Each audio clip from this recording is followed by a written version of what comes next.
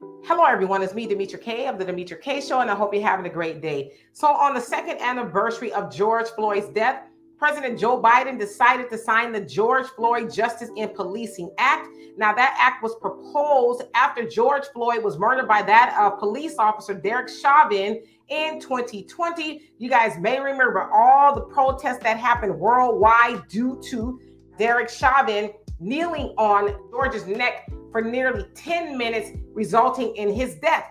All right, and so Congress decided, okay, well, we'll come up with this George Floyd Justice and Policing Act that would address a few things. Well, as I said, on the second anniversary, Joe Biden decided to sign it. Well, I'm going to tell you what's not in the bill. All right, so check it out. It doesn't address getting rid of qualified immunity. Now, qualified immunity deals with making sure police officers are held responsible personally for killing people unjustly and usually unarmed and usually Black people, right? As it stands now, the cities are responsible for paying the bill for what police officers do. So let's say a victim's family sues the police officer or the police department. Well, the city will pick up the bill and the police officer goes along their merry little way, right? So it didn't address getting rid of qualified immunity. So qualified immunity still stands for police officers. Also, it only applies to federal law enforcement like the FBI, Border Patrol, and Customs. So it doesn't apply to your local police department. So let's say you're driving down the street and your local police officer stops you and they decide to bust you in your head or do something worse to you. Well, the George Floyd Justice in Policing Act does not apply to them because the states still have a say-so as to what they want to do with their police officers, right? So again, this only applies to federal law enforcement agents. So beware of that. Okay, moving right along. It still gives federal police the ability to decide whether a chokehold is necessary. So the other thing we were asking for is to get rid of the chokehold. We've seen so many of our people murdered by police while they were using the chokehold. Eric Gardner is a great example of that. In New York, he was selling Lucy cigarettes and the police officer decided to choke him to death, okay? So it doesn't get rid of it, right? It has restrictions and limitations on it. And it also says in this new George Floyd Justice in Policing Act that it's up to the officer really to use discretion, and they should use those type of things as the last resort. So it still kind of gives them a decision-making process as far as if they want to use that or not, right? So moving right along.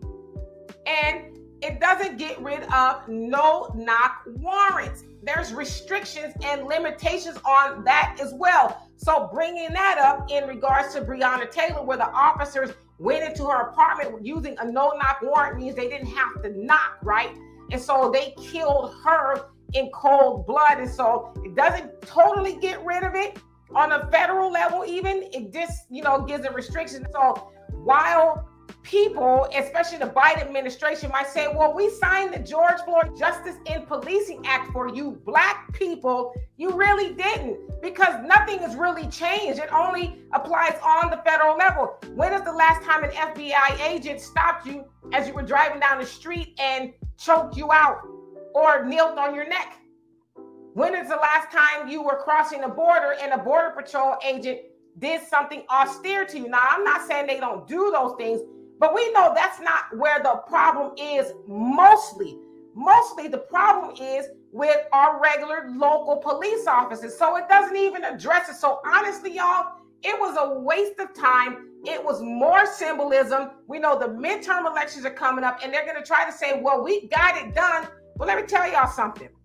They were supposed to get this bill done when Joe Biden got into office. That was one of the first things he was supposed to do, but he did not do it. And our Congressional Black Caucus, specifically that of Jim Clyburn from South Carolina, he was like, well, I'm willing to forego qualified immunity if it means getting the infrastructure bill passed. So 2 years it took to get to this point. But ask yourself, why did it take 2 years? Because they thought they were going to spend 2 years kicking Black people in the behind and we were going to continue to vote. But now they see that Black people are starting to pull back from them. And so now they're trying to do these little things like the Emmett Till Anti-Lynching Act, the George Floyd Justice in Policing Act, the Crown Act, which says that businesses and organizations, jobs, for lack of better words, cannot discriminate against Black people because of our hair. But that doesn't help us move the ball.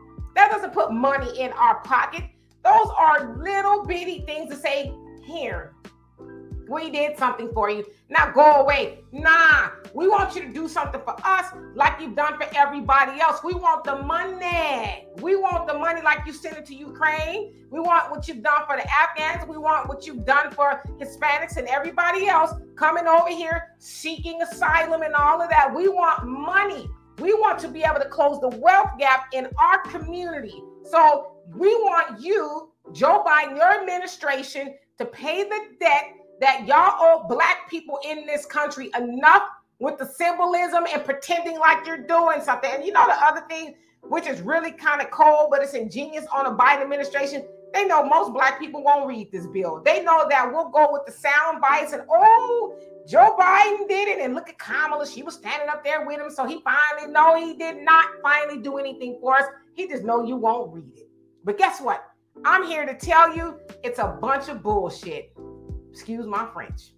So anyway, y'all, for more insightful commentary, please subscribe to this channel, like the video, and think about becoming a member. I would love to have you here. Peace.